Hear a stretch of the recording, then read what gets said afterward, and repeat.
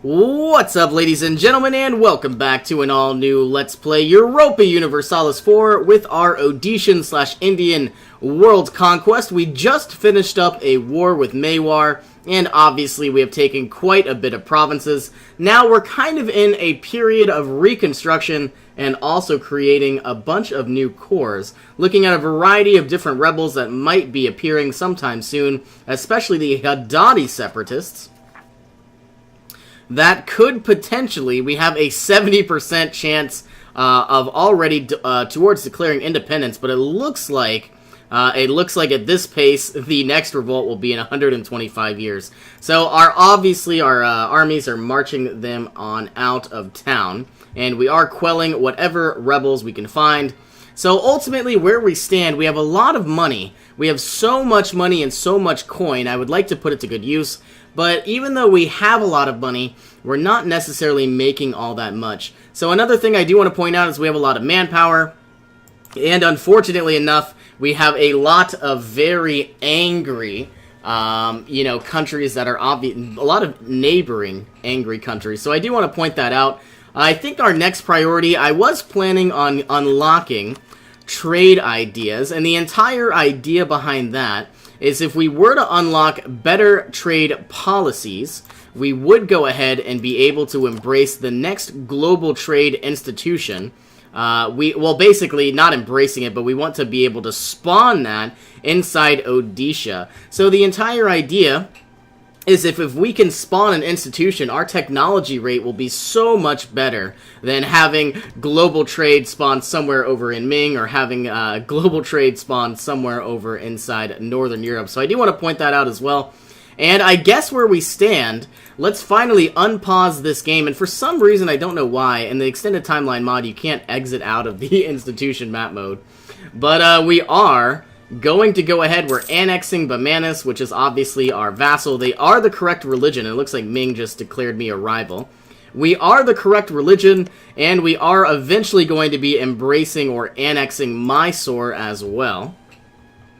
And once all of these have been annexed, we're going to pull up the trade map mode.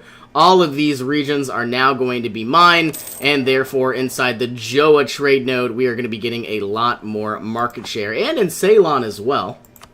So that means with more market share, we make more money, and it looks like we have a diplomatic move. Let's appoint new diplomats, gaining 30 diplo power, and I've got a lot of diplo power as it is. You would think I would utilize that money, or utilize that currency to improve our trade policies, but I think what I'm going to do is, so the reason why I brought that up is I was thinking of getting trade ideas, but I'm not sure it's really all that worth it. Yes, I would get a lot of income, but if I went with exploration ideas, I could basically start conquering a lot of other provinces down here, and maybe even Australia as well. So the entire idea is, I would not be making as much money, but it's more of a long-term investment. Like, if I could get colonies inside the Philippines, I wonder if we could actually look at trade goods.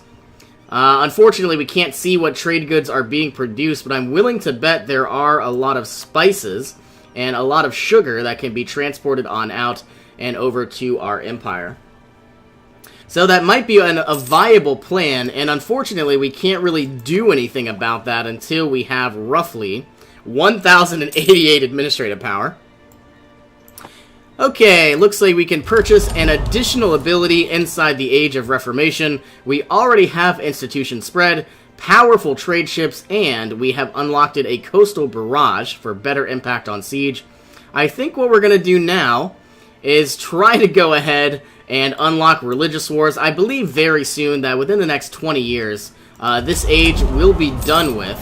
And then after the Age of Reformation, we are going to go into the... I don't think it's the Age of Absolutism. Yes, it is. The Age of Absolutism.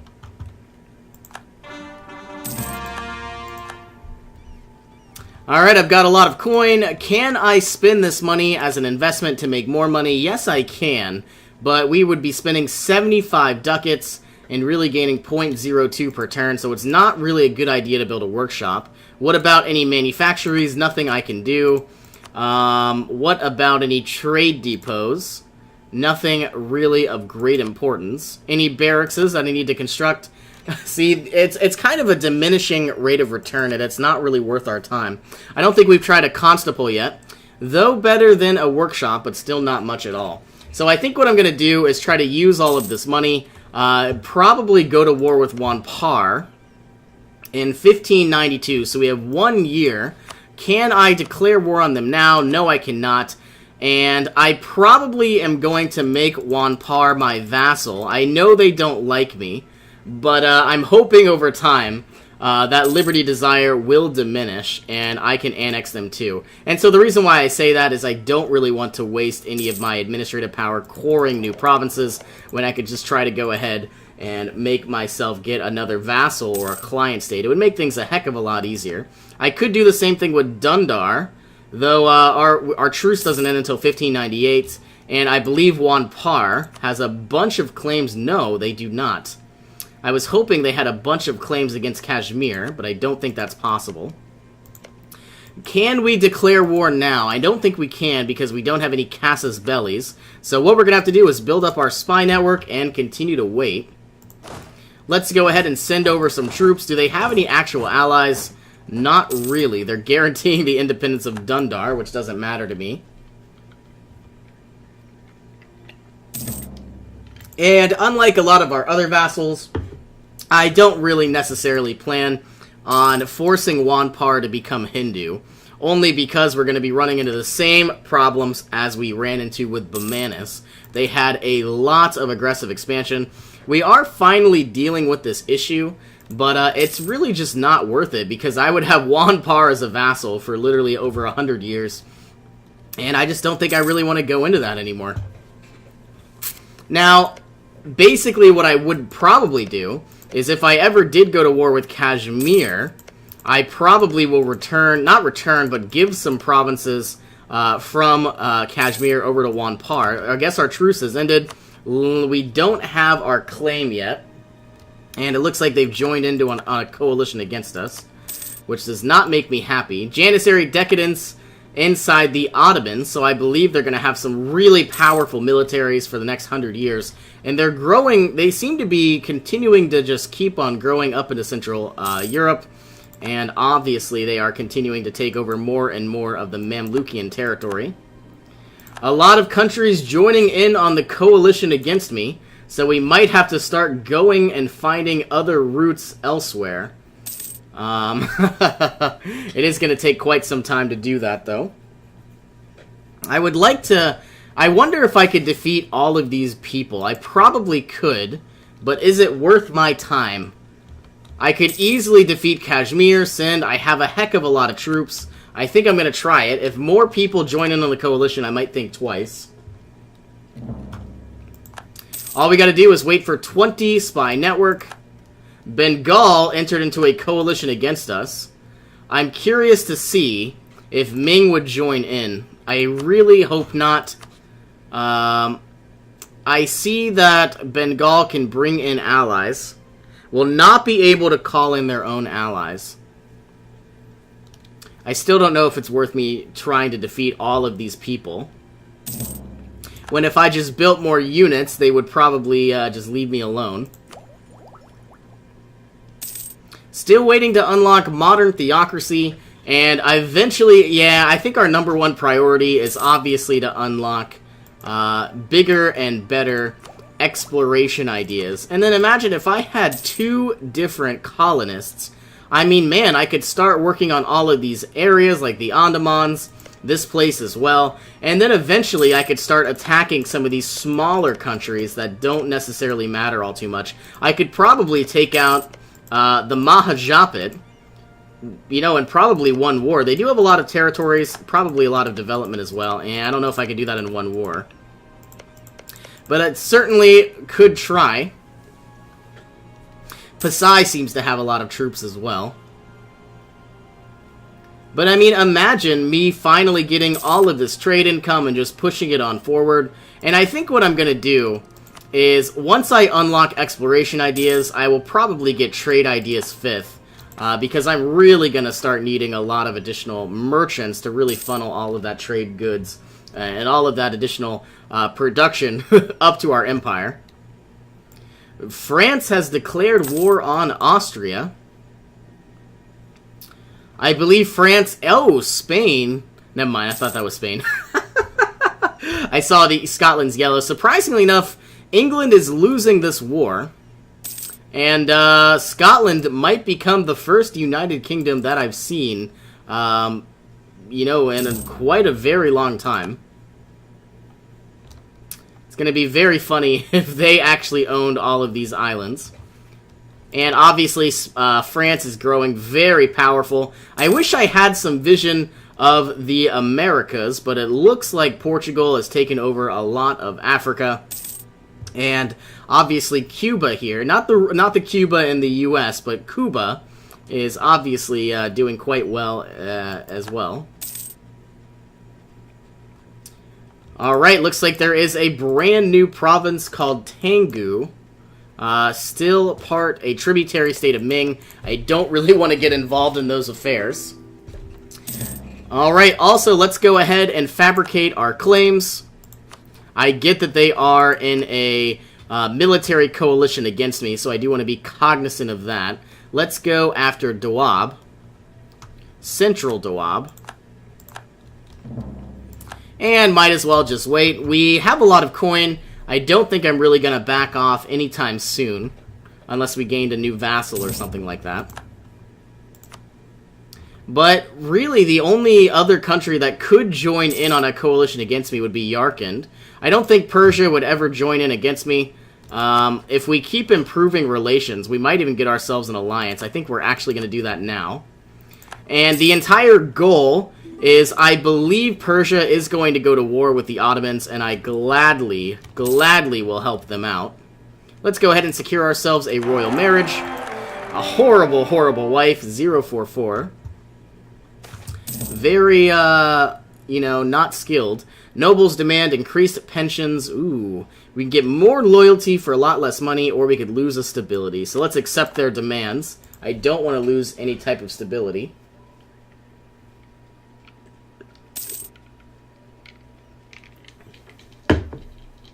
And I'm a little curious. I'm getting closer and closer to the limit here. 1,093 power is what I need. How far away are we from embracing colonialism? Next it'll be Sind, and then it'll be Mewar. What about the printing press? I can't click this for some reason. Well, anyway, I know for a fact that the printing press is starting to be embraced inside our capital, and a lot of other capitals as well. We have 95% tech penalty. This just gets worse and worse. I want to look at that institution, though. There it is. For some reason, we can't click it all the time. So, obviously, Persia is working on the printing press.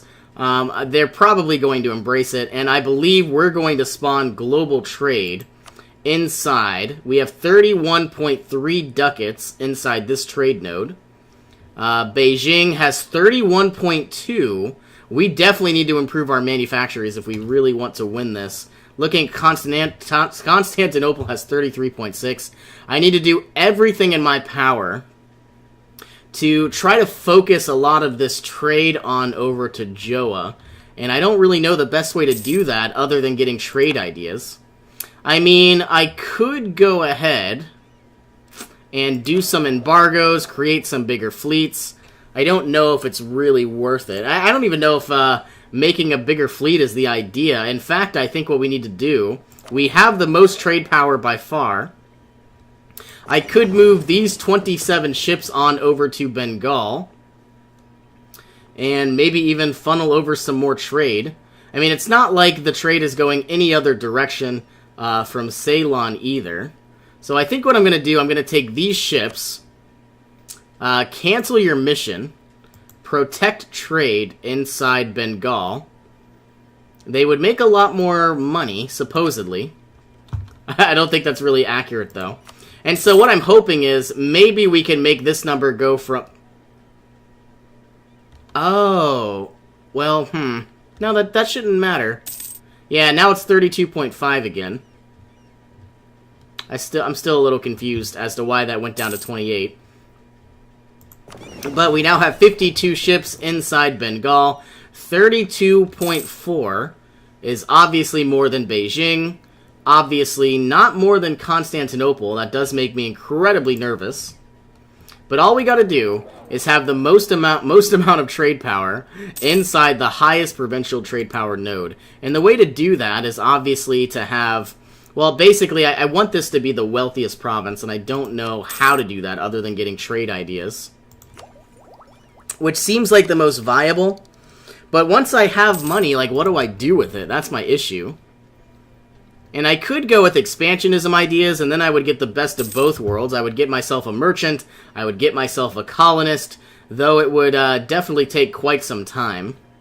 But I think I'm going to go with exploration, and primarily because I get 2 colonists, and I get 25% more ships, which is going to be useful.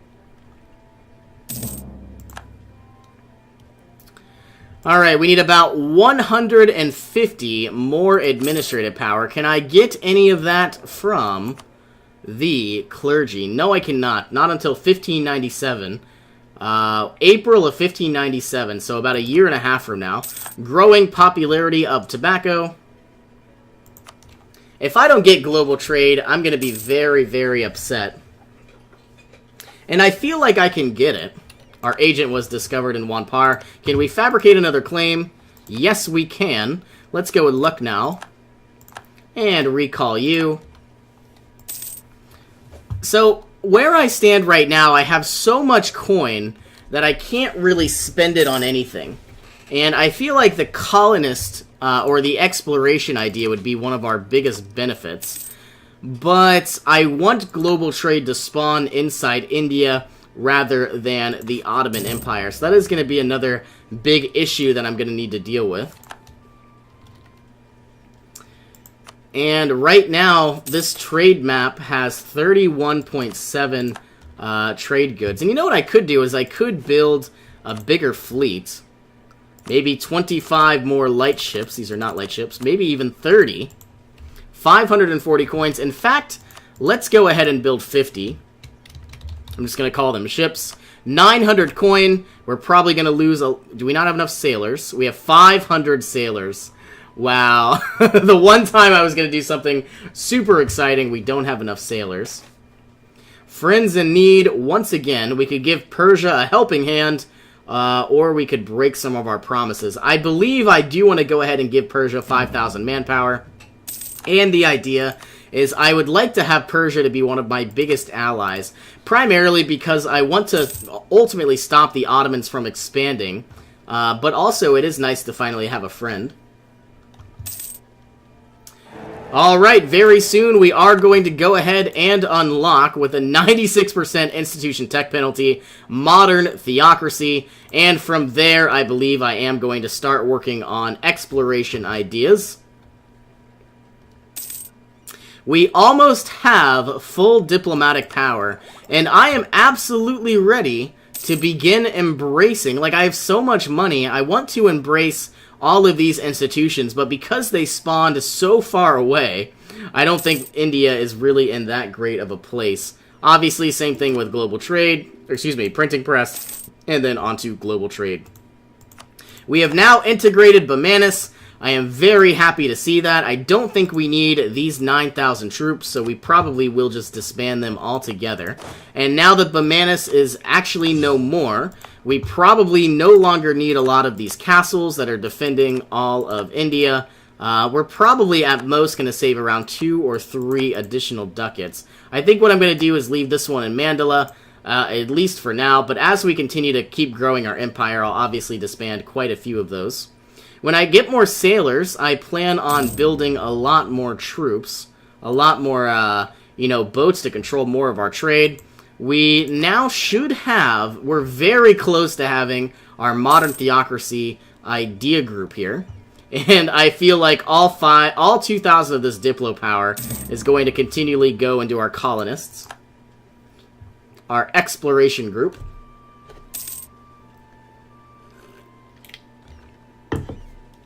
Okay, here we go. Modern theocracy for a ridiculously expensive price.